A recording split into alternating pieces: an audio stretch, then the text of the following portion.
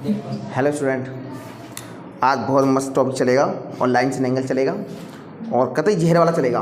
ध्यान रखना इस चीज़ का। और एक खासियत बात यह है कि लाइन से एंगल अगर आप लोगों ने मेरे हाथों से पढ़ लिया तो कभी लाइन से एंगल में दिक्कत नहीं आएगी। ठीक है, और काफ़ी अच्छा चैप्टर भी है, बड़ा मज़ा भी आता है बच्चों को। और ज़रा देखिए, सबसे पहले हम आपको कॉन्सेप्ट बताएंगे। सबसे पहले यहाँ पर कॉन्सेप्ट होगा पहला, लाइन्स के बारे में है, तो लाइन्स के बारे में हम सारा डिस्कस करेंगे।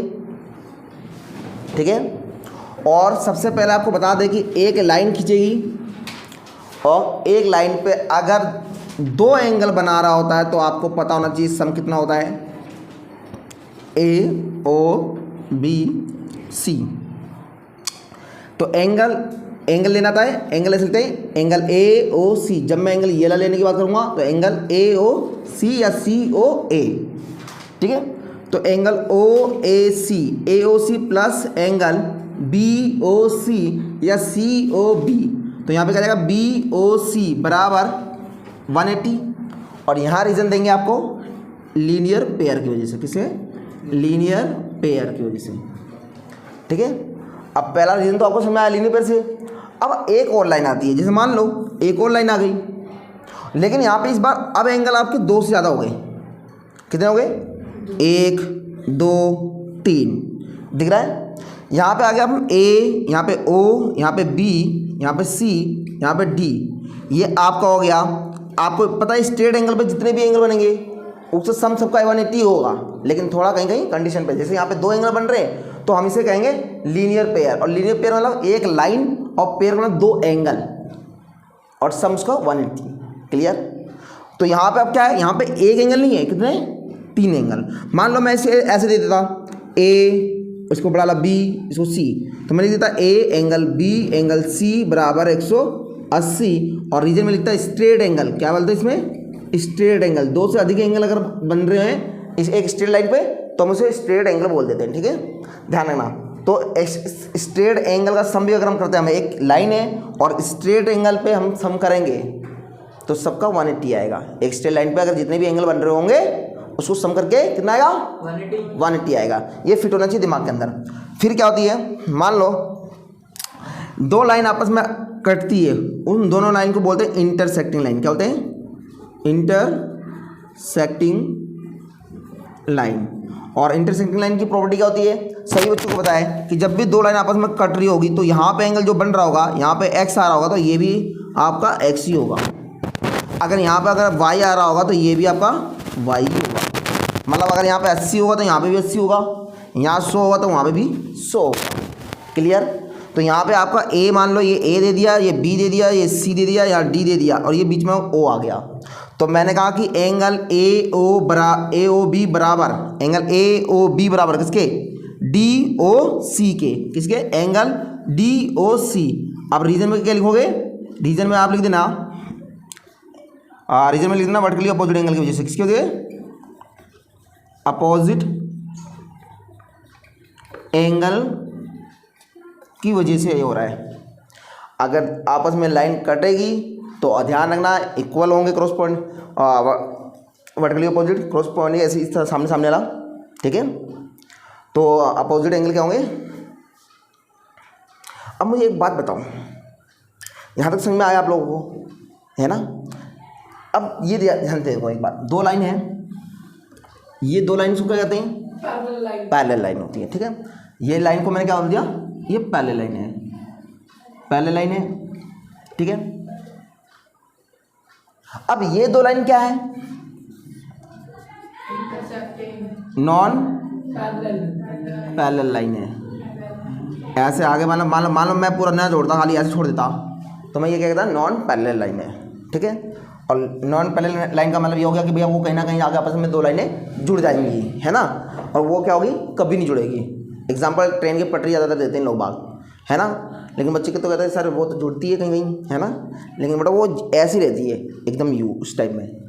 ठीक है, जैसे मैं आपको यहाँ बताना चाहूँगा, ये तो पहले लाइन है पर्टिकुलर, तो पर्टिकुलर अगर दूसरी लाइन जा रही होगी ना तो वो इसको इससे कंपेयर नहीं करना होता है, वो एक और लाइन जा रही होगी उसके बगल से, तो वो और ये दोनों लाइन पैरेलल होती है, और ये लाइन पैरेलल है, ये और ये लाइन पैरेलल होगी। बात समझे? तो अब देखो एक लाइन ट्रांसवर्सल हो रही है, एक लाइन ट्रांसवर्सल होगी, जिसमें से आपको पता होना चाहिए कि ये देखो यहाँ पे भी कॉन्सेप्ट इसी का कॉन्सेप्ट लगेगा थोड़ा सा। यहाँ लाइन आपस में कट रही है ना, तो बताओ ये एंगल और ये एंगल क्या होगा? सेम होगा। और यही एंगल आपका इस एंगल के भी बराबर होगा। अब बताओ, अगर मैं मानूं ये x है और ये y है, तो मैं लिख सकता हूँ x बराबर y, क्या लिखूंगा? अल्टरनेट एंगल की वजह से हो गया, अल्टरनेट की वजह से इक्वल है। और अल्टरनेट एंगल कब बराबर आएगा? ध्यान रखना इस चीज़ का, जब वो दो लाइन पैरेलल होगी।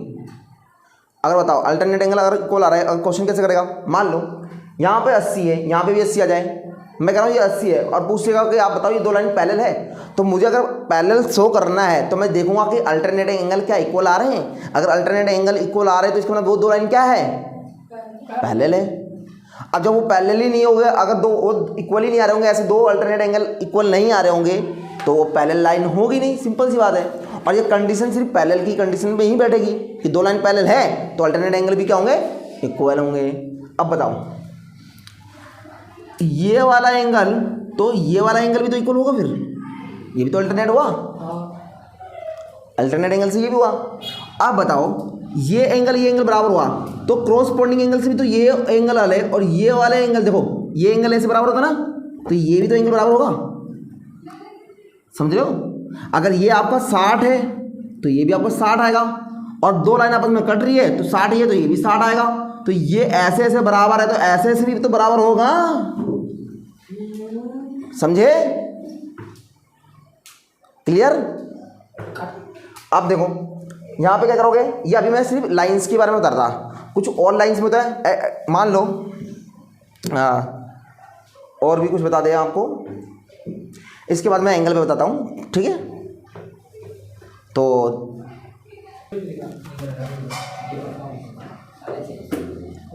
इधर देखो है, ये सभी इधर को। अब क्या है, जो मैंने लाइन से बताया था, ठीक है, थोड़ा सा एंगल की बात भी कर लेते हैं। एंगल में ट्रायंगल, आपको पता है ये ट्रायंगल होता है ना? ये ए हो गया, ये बी हो गया, ये सी हो गया। तो आपको पता है कि तीनों एंगल का सम कितना होता है? सभी को पता है 180 degree. Angle A plus angle B plus angle C बराबर 180 डिग्री होता है। इसे क्या कहते हैं? Angle sum properties. क्या कहते हैं? Angle sum properties. तो आपको इसको एक तो पता होना चाहिए कि ट्राइंगल के अंदर ए बी सी तीनों एंगल को सम करके 180 लिखते हैं। क्लियर? उसके बाद आपको एक दूसरा है, मान लो ट्राइंगल के नाम को आपकी जरूरत नहीं है, वो तो आपने बचपन में 8th क्लास में पढ़ा था कि भैया आइसोसेलेस ट्राइंगल किसे कहते हैं, स्केलिन ट्राइंगल किसे कहते हैं ना। अब 9th में भी पढ़ोगे, लेकिन वो जब चैप्टर शुरू होगा आपका ट्राइंगल्स, ठीक है? अभी ये सिर्फ एंगल वगैरह निकालने की बात करें तो हम उसी की बात करते हैं, ठीक है? आपको तीसरा रूल देखो, दूसरा रूल क्या है, आपने ये 8th क्लास की बुक में पढ़ा था कि ये sum of opposite interior angle is equal to exterior angle.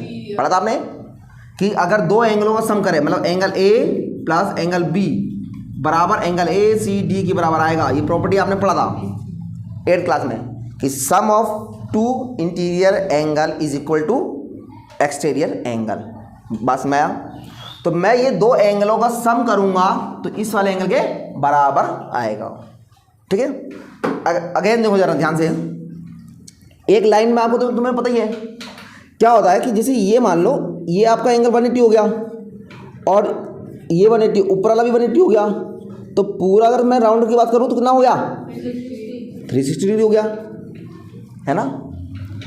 अब 360 हो गया तो यहाँ पे बात आती है कि मुझे ये बताओ कि वो बोलेगा रिफ्लेक्स एंगल निकाल के दिखाओ। क्या बोलेगा? रिफ्लेक्स एंगल निकाल के दिखाओ, एंगल ए ओ सी, ऐसे बोलेगा रिफ्लेक्स एंगल ए ओ सी। मान लो मैं आपको एक दिखा देता हूँ, ए ओ सी और यहाँ डी आ गया, ठीक है? तो मुझे सिर्फ ए ओ सी ये है, इसको छोड़ के मान लो ये 60 डिग्री है, इसको छोड़ के ये पूरा क्या कह रहा है, यहाँ से यहाँ तक बताओ कितना एंगल है। बात समझी? मतलब जिस एंगल की बात करना रिफ्लेक्स एंगल, इस बात का एंगल ए ओ सी का नाम ले रहा है, कह रहा है इसी को छोड़ देना है, बाकी एंगल मुझे बता दो। तो 360 डिग्री में से बताओगे आप। तो 360 में से आप इस तरीके से करोगे कि 360 माइनस का एंगल AOC कितना है 60 जैसे ही माइनस करोगे आपका आ जाएगा 300 डिग्री से 300 डिग्री आ जाएगा।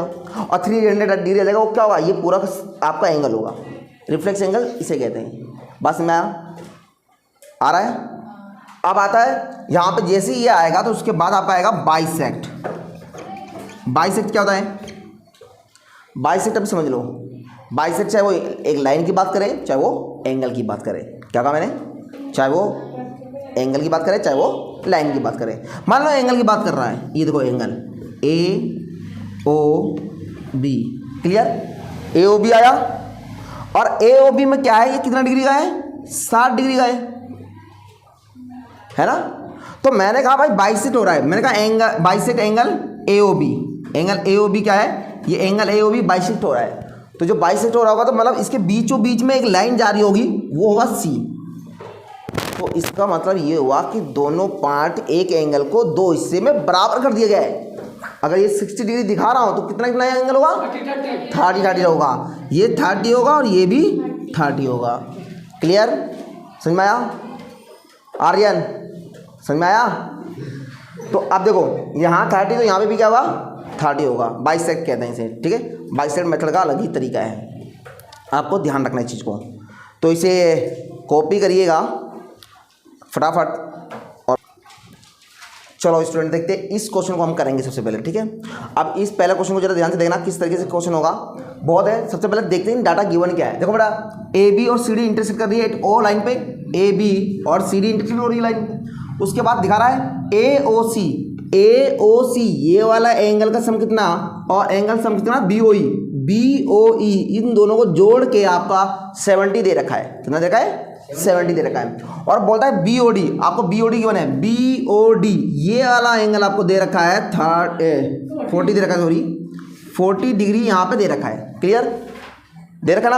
अब आगे क्या है, बोल रहा है BOE बताइएगा, BOE ये वाला पूछ रहा है कि खाली BOE बताइएगा। और दूसरा reflex angle COE, reflex angle बताया था COE को ही 360 डिग्री में से माइनस कर दो तो बचा हुआ सारा आ जाएगा COE छोड़ के, है ना। तो अब एक बात देखो, सबसे पहले हम BOE निकालने की बात कर रहे हैं, ठीक है। तो सबसे पहले आपको ये पता है कि जो आपको दे रखा है, क्या दे रखा है, एंगल BOD कितना है 40 डिग्री है, लेकिन एंगल BOD और AOC क्या बराबर होगा, एंगल BOD AOC के बराबर होगा।